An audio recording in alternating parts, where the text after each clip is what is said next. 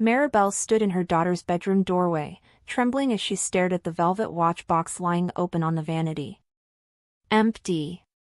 Her chest constricted so violently she thought her ribs might crack. That watch, Oswin's watch, had been the last thing she'd touched before they closed his casket 3 years ago. She'd kept it in her own jewelry box, wrapped in the handkerchief he'd used on their wedding day. Now it was gone. Cassidy's suitcase lay half-packed on the bed, cruise brochures scattered across the comforter like confetti at a funeral. The nausea hit Maribel so hard she had to grip the doorframe. She remembered the jeweler's face when Oswin had bought that watch, a vintage Patek Philippe he'd saved 2 years for, working double shifts at the steel mill in Gary, Indiana. He'd worn it on their wedding day, when Cassidy was born, at every Christmas morning and birthday breakfast. The watch had heartbeats in it. Memories. Now her own daughter had treated it like scrap metal. Maribel's hands shook as she picked up one of the brochures. Caribbean Dreams Cruise, all-inclusive. She heard the front door open downstairs. Cassidy's voice rang through the house, bright and carefree, laughing with her husband Jareth about snorkeling gear and sunset cocktails. Maribel's grief morphed into something else, something cold and sharp. She descended the stairs slowly, each step deliberate.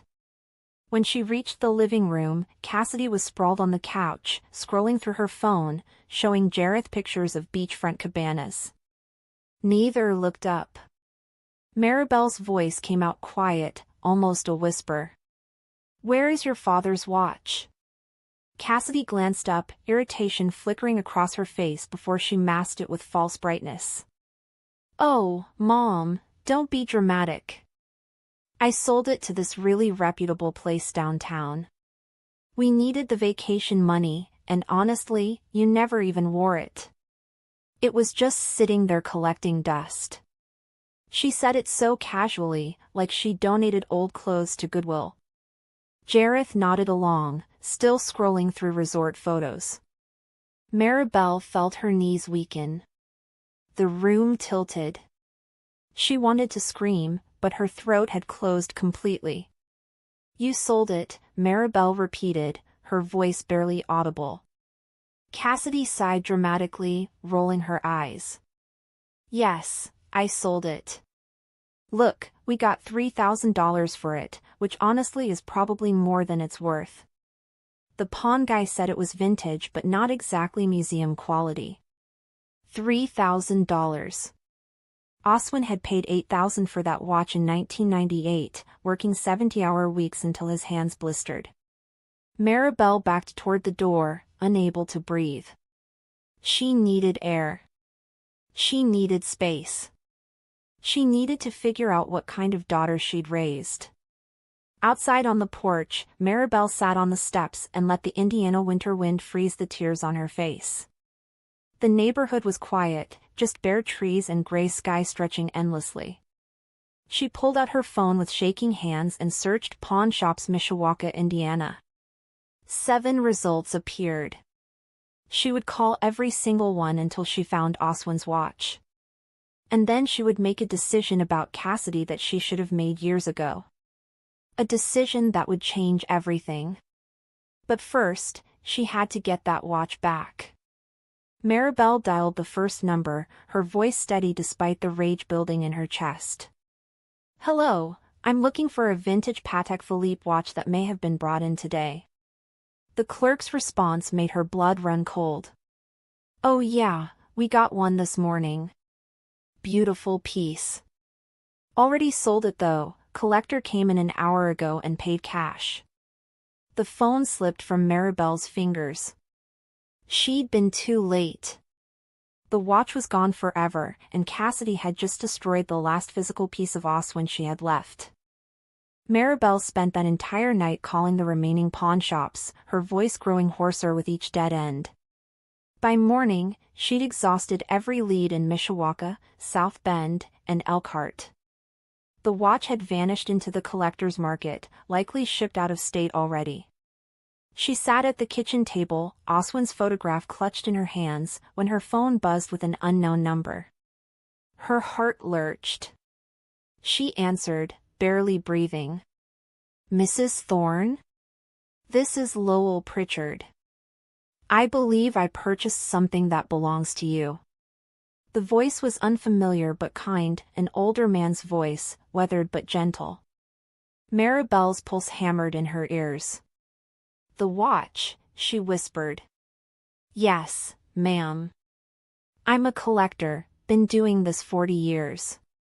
When the pawn shop told me the story, well, the lack of story, I got suspicious. Looked up the inscription inside. To Oswin, my forever, Maribel. I don't buy stolen goods or family heirlooms. Where would you like to meet? Maribel nearly collapsed with relief. She gave him the address of the Perkins restaurant on Grape Road, hands trembling so badly she could barely hold the phone. She arrived 20 minutes early, sitting in a corner booth where she could watch the door. When Lowell Pritchard walked in, she recognized him immediately, not from memory, but from the careful way he carried the small wooden box, like it contained something sacred. He was in his 70s, silver-haired, wearing a wool coat that had seen better decades. He slid into the booth across from her and gently placed the box on the table between them. I'm sorry for what you're going through, he said simply. No parent should feel this. Maribel opened the box with shaking fingers. There it was, Oswin's watch, the silver gleaming under the fluorescent lights, the inscription still visible on the back. She traced the engraving with her thumb, tears streaming down her face. How much do you want for it? She managed to ask. Lowell shook his head firmly. Nothing. It's yours. But I do want to tell you something, if you'll let me. He waited until Maribel nodded. My daughter did something similar to me once. Sold my wife's engagement ring while I was in the hospital.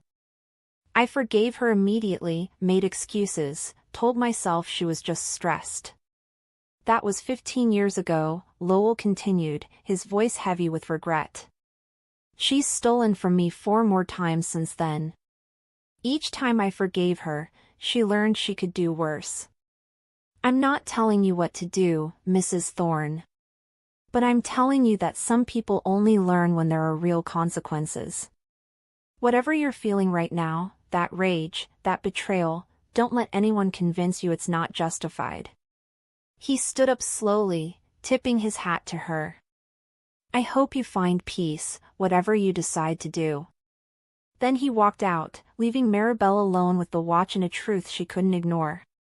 Maribel sat there for another hour, just holding the watch, listening to its mechanical heartbeat. She thought about Cassidy's face when she'd admitted selling it, that casual indifference, that eye roll. She thought about Jareth scrolling through resort pictures while Maribel's world crumbled. She thought about Lowell's daughter, still stealing after 15 years because her father had never drawn a line. The watch ticked steadily in her palm. Finally, she stood up, tucked the watch safely in her purse, and walked out into the cold afternoon with a plan forming in her mind. When Maribel got home, Cassidy and Jareth were in the kitchen, cooking dinner like nothing had happened. The sight of them laughing together, so carefree, ignited something fierce in Maribel's chest. She walked past them without speaking, went upstairs to her bedroom, and locked the door. She pulled out her laptop and began researching. Property ownership. Estate planning. Legal guardianship of assets. If Cassidy thought Maribel would just absorb this betrayal and move on, she was catastrophically wrong. Maribel would make sure her daughter remembered this lesson for the rest of her life. Over the next 2 hours, Maribel discovered something that changed everything. 3 years ago, when Oswin died, he'd left the house to Maribel, but he'd also left a separate investment account specifically for Cassidy's future, worth nearly $70,000. The account was in Maribel's name as trustee, meant to be transferred when Cassidy demonstrated financial responsibility and respect for family. Those exact words were in Oswin's will. Maribel had completely forgotten about it in her grief. But now, sitting with his watch ticking beside her laptop, she knew exactly what she had to do. Cassidy's cruise was about to become very, very expensive. The next morning, Maribel called a family meeting. Cassidy rolled her eyes when Maribel announced it, but Jareth seemed nervous. He'd always been better at reading tension. They sat in the living room, Cassidy checking her phone every few seconds, Jareth perched on the arm of the couch. Maribel stood by the window, the winter light harsh behind her.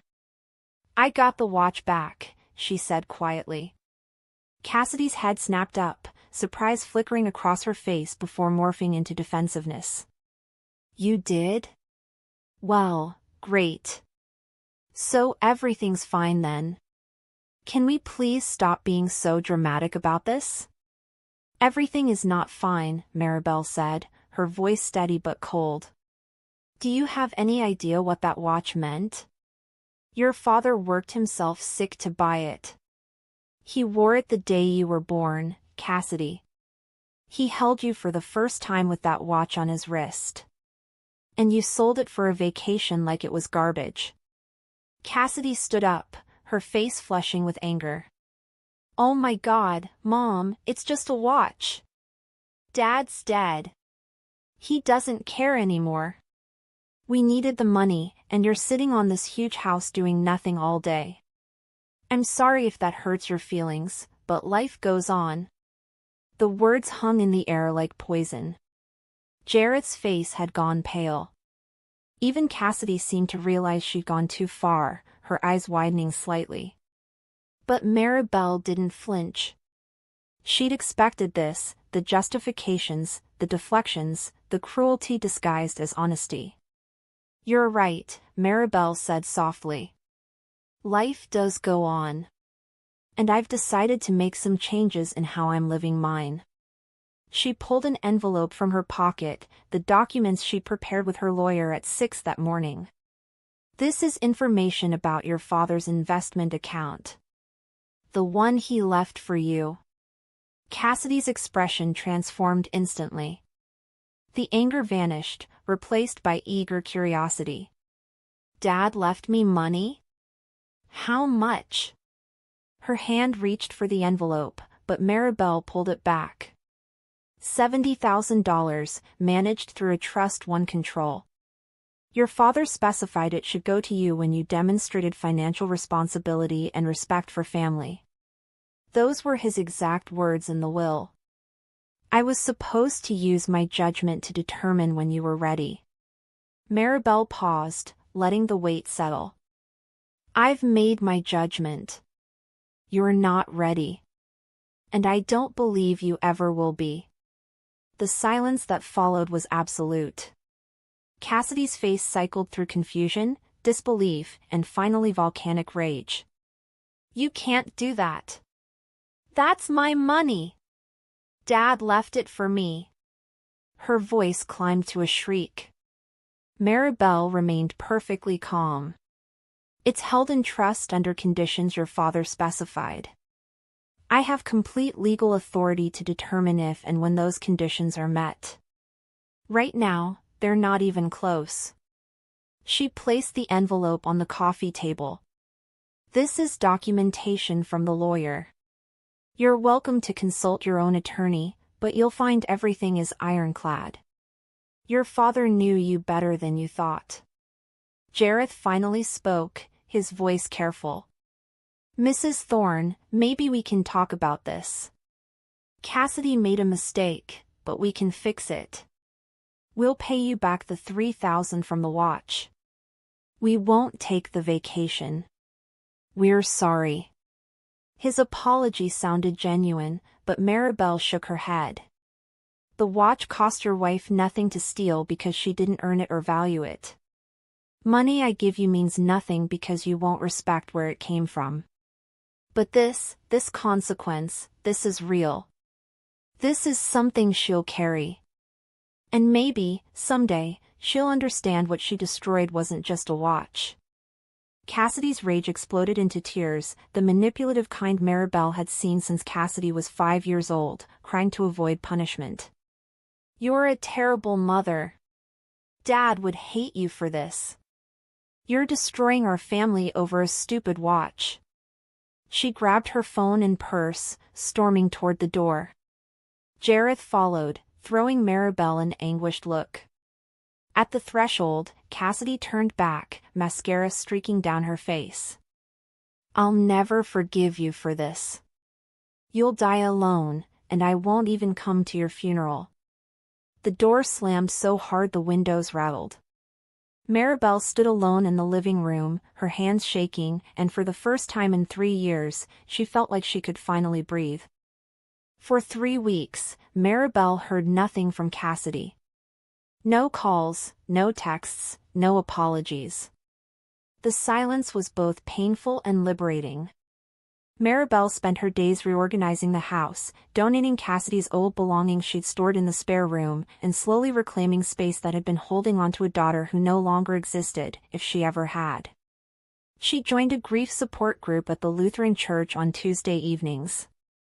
The other widows and widowers shared stories about difficult children, money fights, and family betrayals. Maribel realized she wasn't alone in this particular kind of heartbreak. One Thursday afternoon, Maribel drove to the cemetery where Oswin was buried. She brought the watch with her, holding it as she sat on the cold ground beside his headstone. I did what you asked, she whispered. I used my judgment.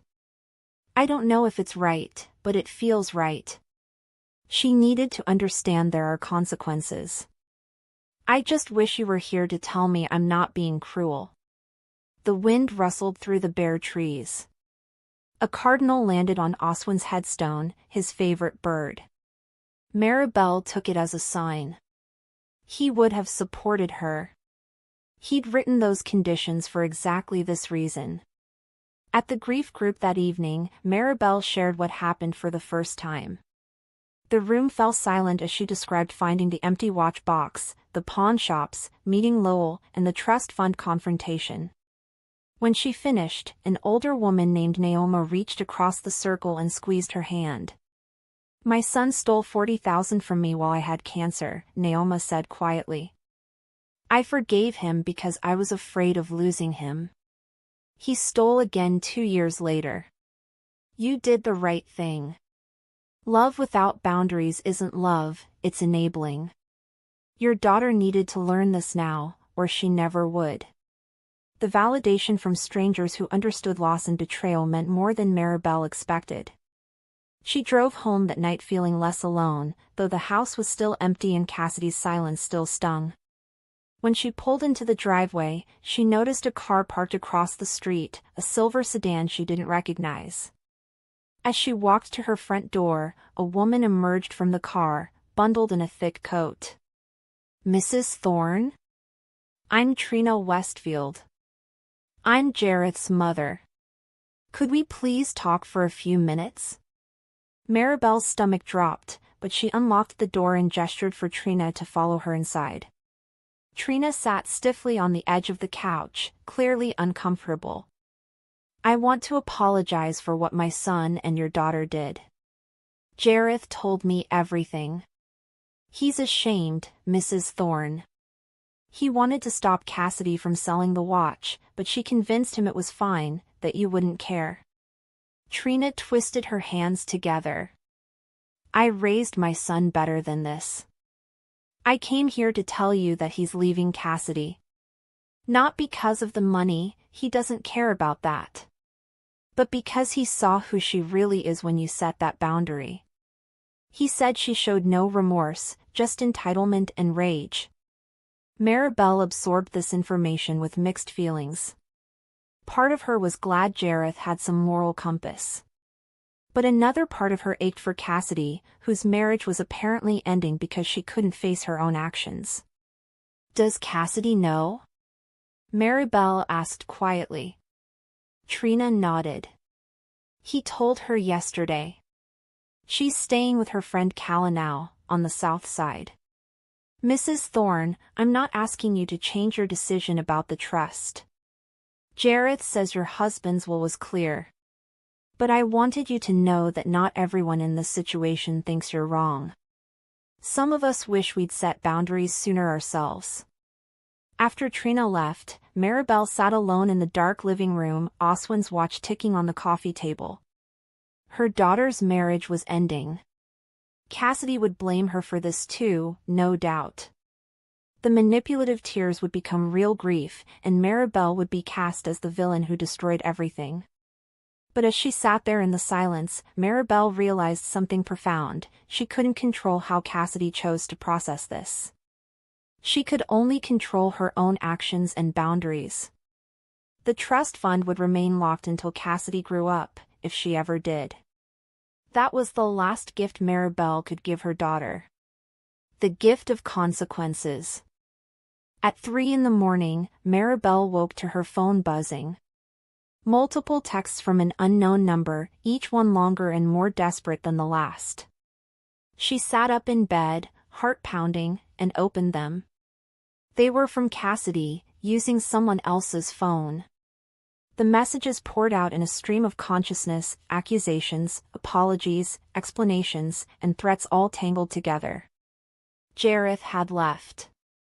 Cassidy had nowhere to go. Callah's apartment was temporary.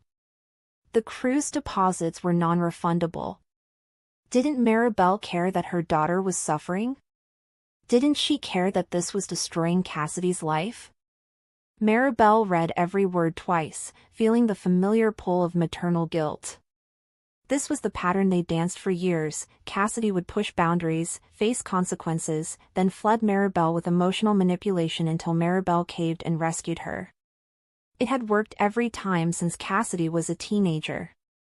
The speeding tickets Maribel paid. The credit card debt Maribel cleared. The security deposits on apartments Cassidy had trashed. Every time, Maribel had told herself she was helping. But Lowell's words echoed in her head, some people only learn when there are real consequences. Instead of responding to the texts, Maribel got up and went to her desk. She pulled out stationery, the good kind Oswin had given her for their 20th anniversary, and began writing by hand. The words flowed easier than she expected. She wrote about loving Cassidy from the moment she was born, about watching her grow, about the hopes and dreams she'd had for the kind of woman her daughter would become. She wrote about Oswin's final months, how he'd insisted on adding those conditions to the trust because he worried about Cassidy's character. He saw things I didn't want to see, Maribel wrote. Or maybe I saw them but made excuses. The watch wasn't about the watch, Maribel continued. It was about every time you chose yourself over everyone else. Every time you took without asking, spent without earning, expected without appreciating. Your father and I failed you by not teaching you these lessons earlier. We made things too easy. We shielded you from natural consequences because we loved you. But real love means letting you fall so you can learn to stand up. The trust fund will be there when you're ready for it, when you've demonstrated through your actions, not your words, that you understand what it means to respect others. Maribel signed the letter, sealed it in an envelope, and addressed it to Cassidy care of Callah's apartment. She drove to the post office at dawn and mailed it before she could second-guess herself. Then she drove to the lake, the one where she and Oswin had gotten engaged 43 years ago. The water was gray and choppy under the winter sky. She sat on their favorite bench, watching the waves, and felt Oswin's watch ticking in her coat pocket. "I'm doing my best," she whispered to his memory. "I hope it's enough." The cardinal appeared again, perching nearby. Maribel smiled through her tears. When Maribel got home, there was a car in her driveway, Cassidy's beat-up Honda. Her daughter sat on the porch steps, looking smaller and more fragile than Maribel had ever seen her. No makeup, hair unbrushed, wearing sweatpants and one of Jareth's old hoodies. Maribel's heart clenched, but she forced herself to stay steady. She walked up the path slowly. Cassidy looked up, her eyes red and swollen. "I got your letter," she said hoarsely. "You hadn't sent it yet, but I broke into your desk last night when you were asleep. I read it." The confession hung between them like smoke. You broke into my house, Maribel said flatly. It wasn't a question. Cassidy flinched but nodded. I still have my key. I'm sorry. I needed to know if you still loved me. If there was any way to fix this. She stood up, wrapping her arms around herself. Mom, I'm sorry about the watch. I really am. I didn't understand what it meant. I was selfish and stupid, and I've lost everything now. Jareth, the money, you. I have nothing left. Please. Please give me another chance. I'll prove I've changed. I'll do anything. Her voice cracked on the last word, tears streaming down her face again. Maribel looked at her daughter, really looked at her, and saw both the baby she'd rocked to sleep and the woman who'd stolen into her house in the middle of the night. You need to give me your key, Maribel said quietly. Right now. Cassidy's face crumpled. Mom, right now, Cassidy. After a long moment, Cassidy dug in her pocket and handed over the key. Maribel pocketed it. The trust fund stays locked. You broke into my home. You violated my privacy again. You're proving exactly why your father put those conditions in place. When you're truly ready, when you've rebuilt your life through your own work and choices, we can talk. Until then, I need you to leave. Cassidy stood frozen, then walked to her car. She turned back once, face twisted with anguish, but Maribel had already gone inside and locked the door. 2 months passed. Spring crept into Indiana slowly, melting the gray snow into muddy rivers. Maribel kept busy with the grief group, volunteering at the library, and slowly renovating the house.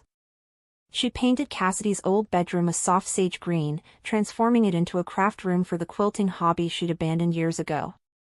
Each change felt like shedding old skin. She blocked Cassidy's number after dozens of alternating rage-filled and apologetic voicemails. Setting that boundary hurt worse than anything, but Naoma from Grief Group reminded her, boundaries aren't punishment. They're protection.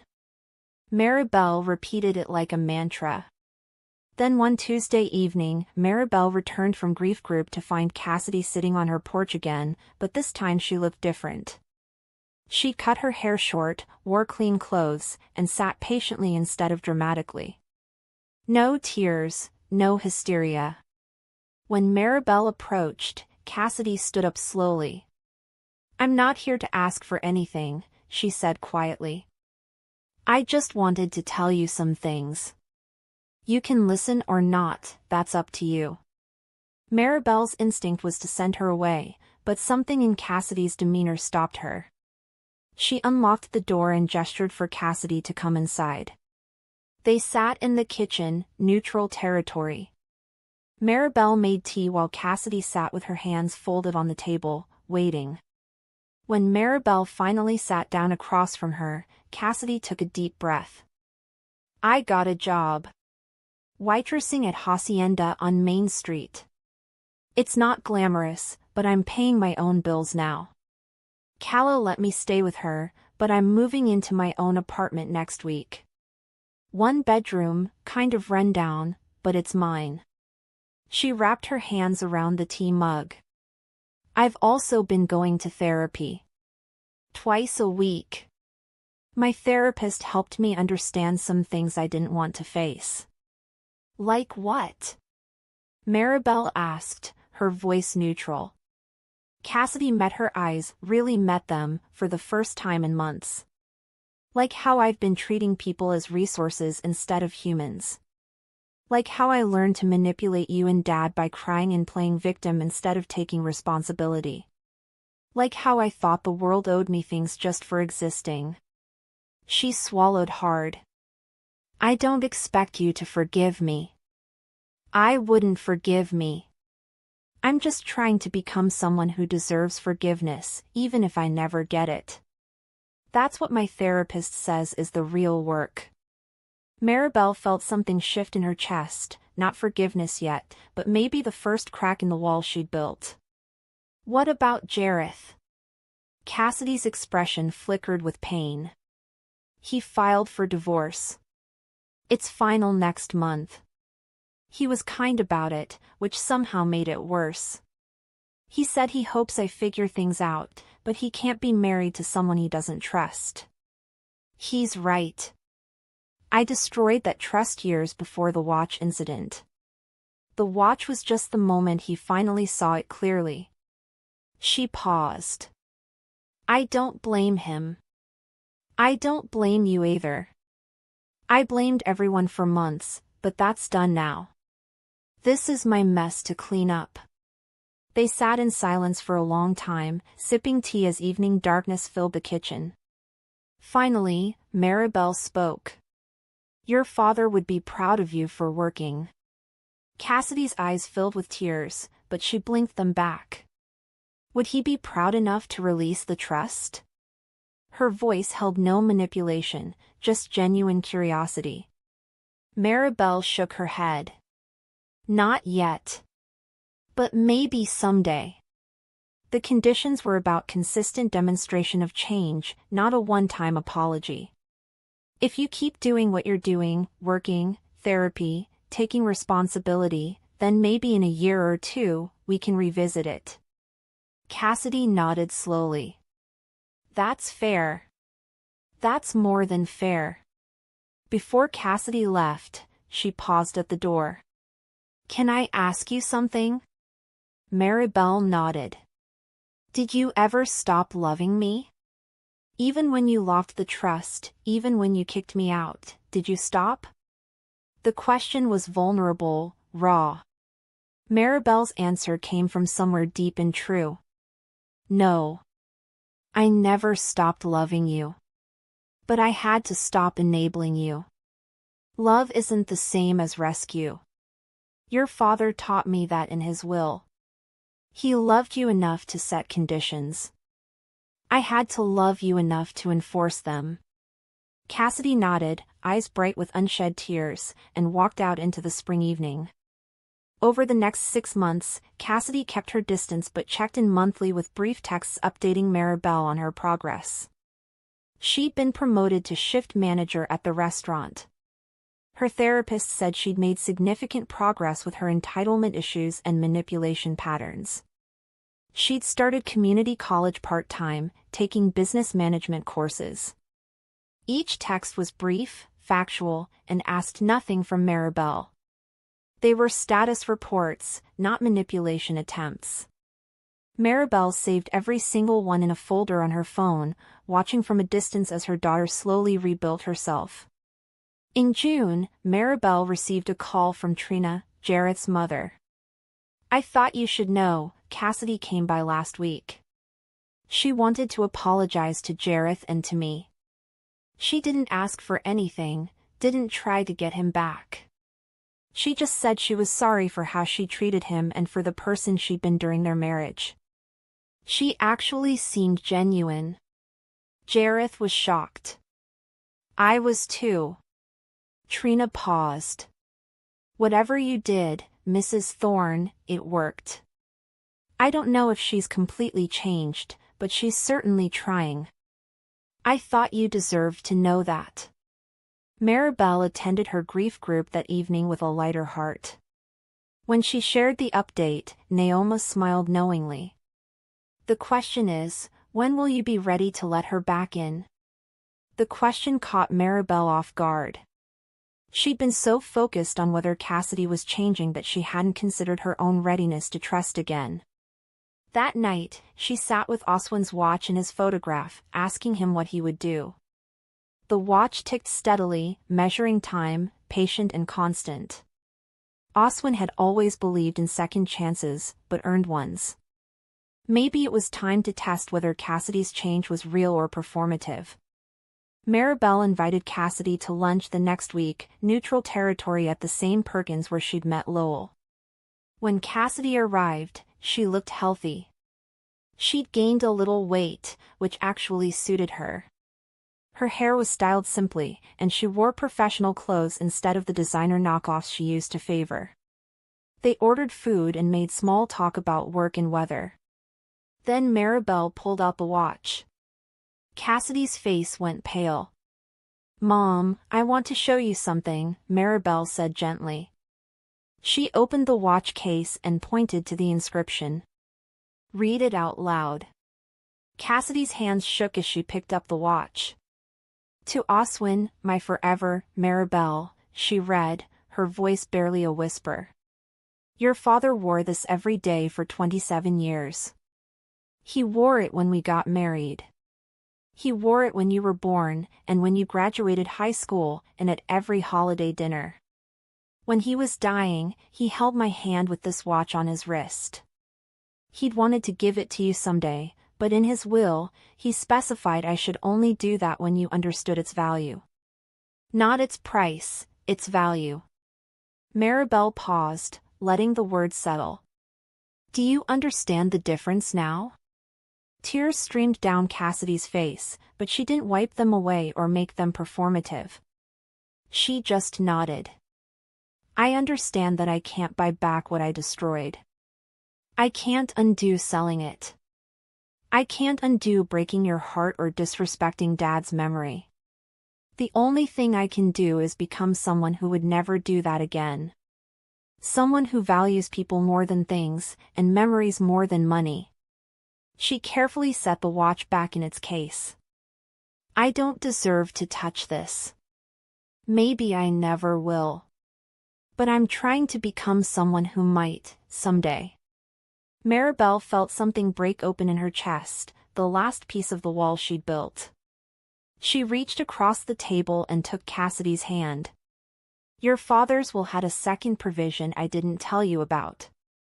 If you demonstrated genuine change for at least 1 year, I was authorized to begin releasing portions of the trust for specific purposes: education, housing, emergency medical expenses. Not luxury vacations or frivolous spending, but building blocks for a responsible life." Cassidy's eyes widened.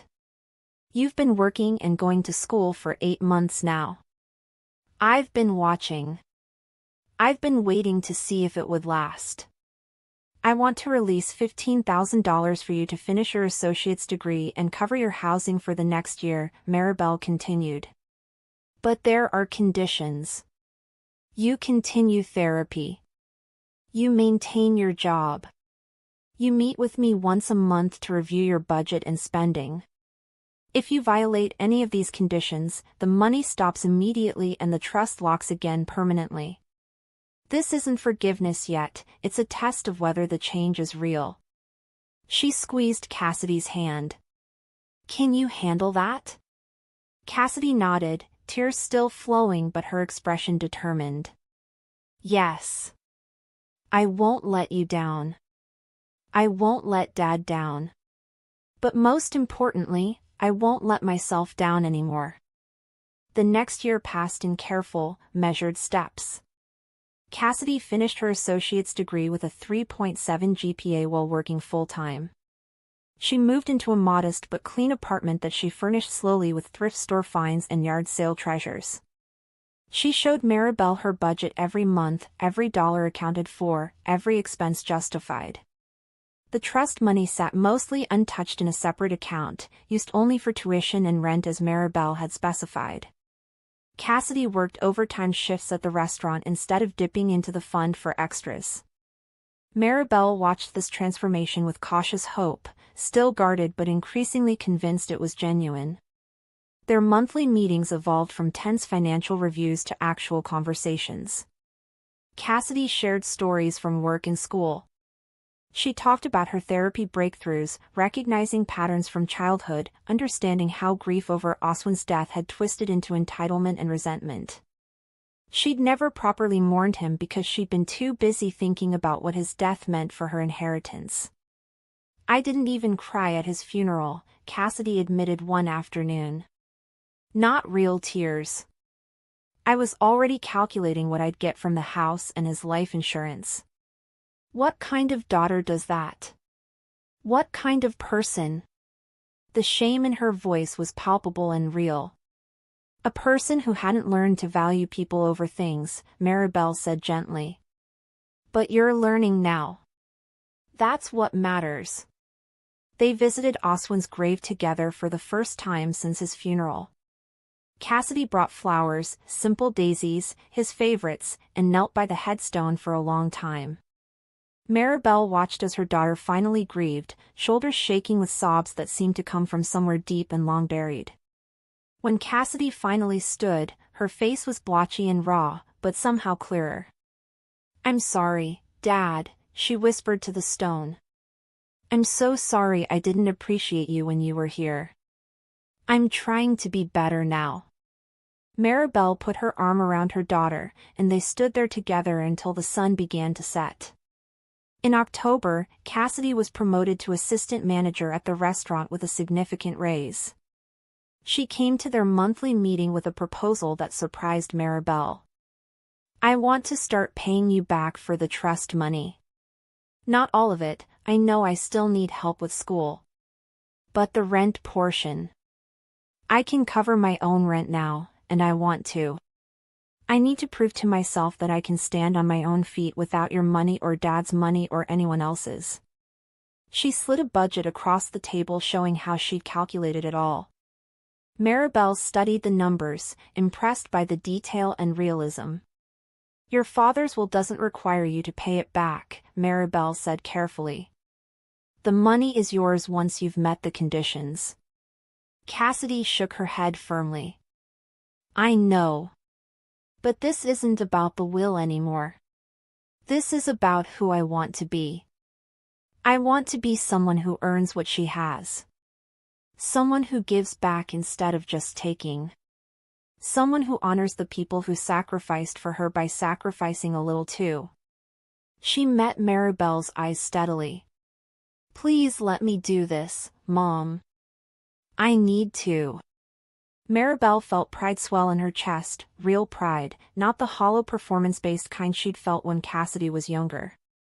"Okay. If that's what you want, I won't stop you."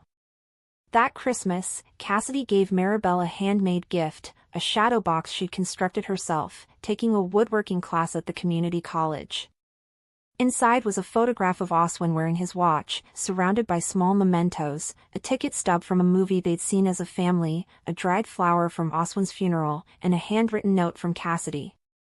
Maribel read it through tears. "Dad, I finally understand what you tried to teach me. People are worth more than things. Memories are worth more than money. I'm sorry it took losing everything to learn that. I'll spend the rest of my life trying to make you proud. Love, Cassidy." It hung on Maribel's living room wall, and she looked at it every single day. By spring, Cassidy had completed her degree and accepted a management position at a credit union, real career work with benefits and stability. At their monthly meeting, she brought paperwork that made Maribel's breath catch. "I've been approved for a small mortgage. Just a starter home, 2 bedrooms in Granger, but it's mine." "Well, it will be. I have enough saved for the down payment from work, and the monthly payments are within my budget. I wanted you to see the numbers before I sign anything." She spread the documents across Maribel's kitchen table. "I'm ready to stand completely on my own now. I don't need the trust anymore." Maribel reviewed every page carefully, asking questions, checking calculations. Everything was sound, conservative, even. Cassidy had built this entirely herself through 2 years of hard work and sacrifice. When Maribel looked up, Cassidy was watching her with an expression that was equal parts nervous and proud. "What do you think? Did I do it right?" Maribel smiled, truly smiled, for the first time in years when looking at her daughter. "You did it perfectly. Your father would be so proud of you, Cassidy. I'm proud of you." The words landed between them like a benediction, healing something that had been broken for far too long. 2 weeks before Cassidy's house closing, Maribel called her daughter and asked her to come over for dinner. It was the first time she'd initiated social contact rather than just their business meetings, and Cassidy arrived with nervous energy, carrying a bottle of wine and homemade cookies. They cooked together in the kitchen, something they hadn't done since before Oswin died, making his favorite meal of pot roast with roasted vegetables. As they worked side by side, Maribel felt echoes of a relationship she thought was lost forever, now rebuilt on stronger, more honest foundations. Over dinner, they talked easily about Cassidy's new job, the house, and plans for the future. Cassidy mentioned wanting to start volunteering at a financial literacy nonprofit, teaching budgeting skills to young adults who'd never learned them. "I wish someone had taught me earlier," she said. "Maybe I wouldn't have made such a mess of things. If I can help even one person avoid my mistakes, it'll be worth it."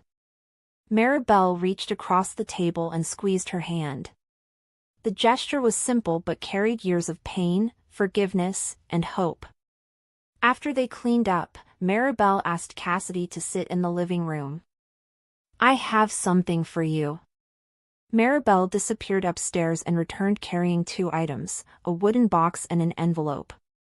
She sat beside Cassidy on the couch, the same couch where they'd had their terrible confrontation 2 years ago. "You've met every condition your father set, and you've exceeded them. You've demonstrated not just financial responsibility, but character growth, emotional maturity, and genuine remorse. You've rebuilt yourself from nothing without expecting rescue. You've paid back money you didn't legally owe. You've become someone I'm honored to know, not just because you're my daughter, but because you're a good person." Maribel's voice cracked with emotion.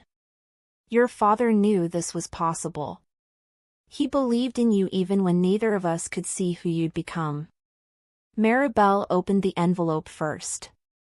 Inside were documents from her lawyer, the full release of the trust fund, all remaining $55,000, with no conditions or strings attached. Cassidy's hands trembled as she read the paperwork.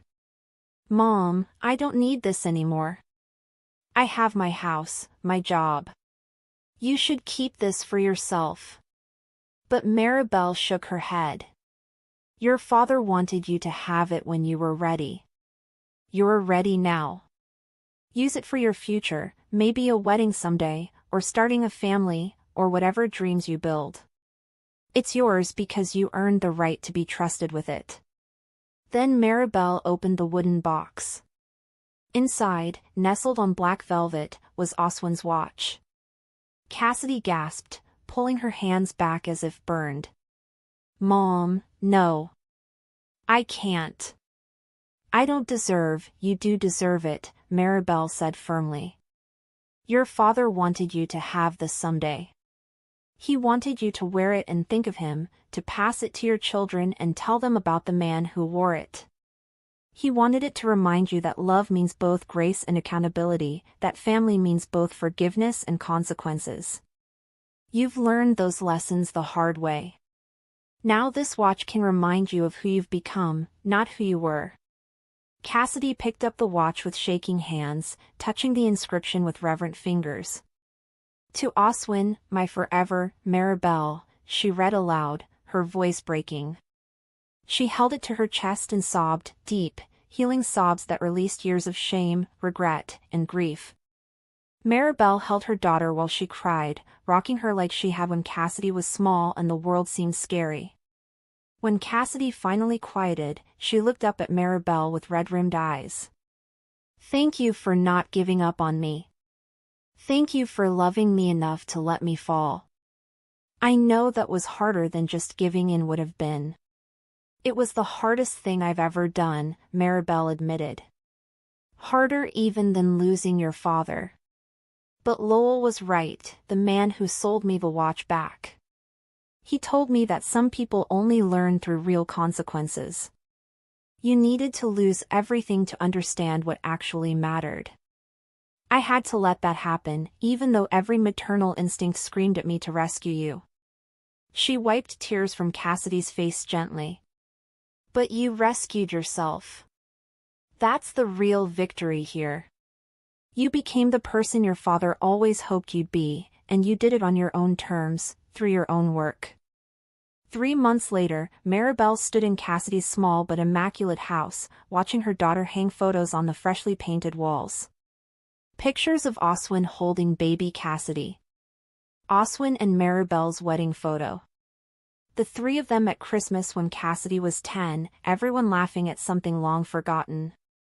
The watch sat in a place of honor on the mantel in a custom display case Cassidy had commissioned, visible but protected, a daily reminder of the journey she traveled. Maribel had helped with the painting that weekend, the two of them working side by side, rebuilding not just walls but their relationship with every brushstroke. At the housewarming party the following week, Maribel met Cassidy's co-workers, friends from school, and people from the financial literacy nonprofit. Everyone had stories about Cassidy's kindness, work ethic, and passion for helping others avoid financial mistakes. Maribel barely recognized the daughter being described, this confident, compassionate woman who'd emerged from the ruins of entitlement and selfishness. When one coworker mentioned how Cassidy had helped her understand budgeting after a divorce, staying late 3 nights to review spreadsheets, Maribel's eyes filled with proud tears. This was who Oswin had seen buried under the hurt and immaturity. This was who he'd trusted would emerge. That evening, after guests left, Maribel and Cassidy sat on the back porch watching fireflies emerge in the twilight. Cassidy wore Oswin's watch on her wrist. It was slightly large, but she'd had it adjusted to fit her. She touched it absently, the way Oswin used to, a gesture that made Maribel's heart ache with bittersweet joy. "I think about that day a lot," Cassidy said quietly. "When you found the watch missing. When I told you I'd sold it like it was nothing. I think about the look on your face, Mom. I destroyed you, and I didn't even care in that moment. I was so far gone. But you came back," Maribel said simply. "That's what matters. You could have stayed angry and entitled. You could have blamed me for setting boundaries. Instead, you did the hard work of changing. Do you know how rare that is? Most people just double down on their worst selves when confronted." She reached over and touched the watch on Cassidy's wrist. "Your father knew you had it in you. That's why he set those conditions. He wasn't punishing you, he was protecting you from yourself until you were ready to become who you were meant to be." Cassidy turned the watch on her wrist, watching it catch the last rays of sunlight. "I want to tell you something I've never said out loud. When Jareth left, when the money got locked, when I lost everything, there was this moment where I almost gave up completely. I almost decided I'd just be the villain everyone thought I was. It would have been easier than changing." She paused, swallowing hard. "But then I remembered something Dad used to say when I was little. The measure of a person isn't their mistakes, it's what they build from the rubble." I thought about that for weeks. And I realized I could either stay in the rubble or start building. "You built a cathedral," Maribel said softly. "From complete ruins, you built something beautiful." They sat in comfortable silence as darkness fell, watching the fireflies dance and listening to the neighborhood settle into evening routines. Inside the house, the watch display glowed softly in the lamplight, visible through the window. Maribel thought about Oswin, about how proud he would be of both of them, Cassidy for changing, and Maribel for having the strength to enforce boundaries even when it hurt. Love wasn't about being soft all the time. Sometimes love meant being hard as steel so the people you loved could learn to stand on their own. Before leaving, Maribel pulled Cassidy into a long hug. "I love you," she whispered. "I never stopped, not even in the darkest moments. But I love who you've become even more than who I raised you to be. You did that. You chose to be better." Cassidy hugged her back fiercely. "I love you too, Mom. Thank you for not letting me get away with it. Thank you for being strong when I was weak. Thank you for teaching me that real love includes consequences." They stood there under the porch light, two women who'd walked through fire and emerged forged into something stronger. Driving home that night, Maribel felt a peace she hadn't experienced since before Oswin died. The grief was still there, it would always be there, but it had softened into something bearable, even beautiful. She'd honored his memory not just by keeping his watch safe, but by enforcing his wisdom about raising their daughter. She'd loved Cassidy enough to let her fall, and Cassidy had loved herself enough to stand back up.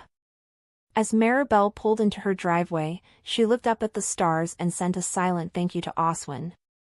He'd known exactly what their daughter needed, even from beyond death. The watch had been more than an heirloom, it had been a test, a teacher, and ultimately, a bridge back to family. Inside her house, Maribel made tea and sat in her craft room, surrounded by the quilts she'd been making for the past 2 years. Each one told a story: grief, anger, hope, healing, forgiveness. She pulled out fabric for a new project, a wedding quilt, just in case Cassidy found love again someday. Or maybe a baby quilt for future grandchildren who would hear stories about their grandfather and his watch, about hard lessons and harder love, about a family that broke and healed stronger. Maribel threaded her needle and began to sew, each stitch a meditation on the journey they'd traveled. The watch had been pawned and reclaimed. The trust had been locked and released. But the real gift, the one that would last forever, was the daughter she'd gotten back, transformed not by money or things, but by the painful, beautiful work of becoming truly herself. And that was worth everything they'd been through.